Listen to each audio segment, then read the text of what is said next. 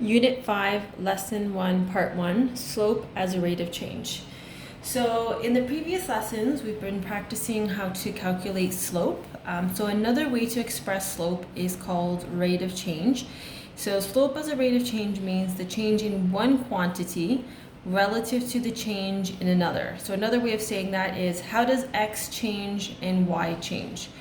When a relation is graphed, the slope describes the rate of change of one variable relative to the change in another. When we use rate of change, usually we're measuring quantities that have units. So you might see something like this where it says kilometers per hour, grams per centimeters cubed. Those are all examples of rate of change. So to find the slope of a line between 2 points, we can use rise over run, or we can use this new formula, which is called m equals the change in y divided by the change in x, or it can be rewritten, as m equals y2 minus y1 all over x2 minus x1. So we're going to do an example of how to use this formula. So we have the question, calculate the slope of the line which joins 0 and 1, so that's 1 point, and then 3 and 7. So what I find useful is to actually label x1, y1, x2, y2, and then it prevents you from making any errors when you're substituting in. So below 0 and 1, we're going to make that x1, y1, and the other point, label it x2 and y2. So that means 0 is our x1, 1 is our y1, 3 is our x2, 7 is our y2. So just as I've mentioned before, you need to always start with your formula. So m equals y2 minus y1 divided by x2 minus x1. So start with your formula, and then you can go back to your labeled points and then substitute them into your equation. So this becomes m equals, so y2 is 7, take away y1, which is 1, and then underneath that, I'm going to do x2, which is 3, and x1, which is 0.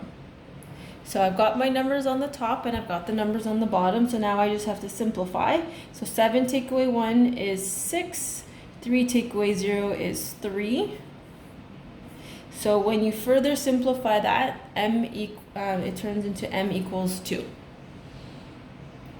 Okay, let's do another example. So we've got find the slope of the line that joins -2 and -1.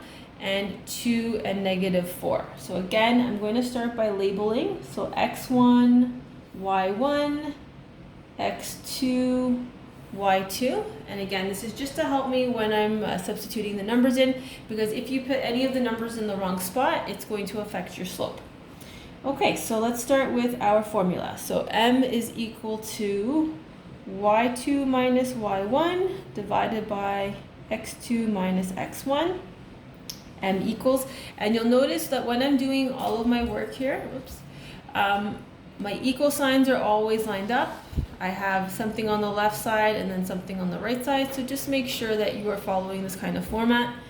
And then we start substituting. So the first number I'm going to put down is y2, so my y2 is -4, take away, and then my y1 is -1. So I'm going to put that in brackets. So you should have 2 negatives here. So you're subtracting a negative. And then x2 is 2. And then I'm subtracting -2. So I substitute -2 in brackets. And then you're just following the rules for positive and negative integers. So this becomes -4 plus 1. This would become 2 plus 2. Like that. So -4, the 2 negatives here becomes positive, 2, and then the 2 negatives here becomes positive. So I'm left with that. -4 plus 1 is -3. 2 plus 2 is 4. So that is my slope, -3 over 4.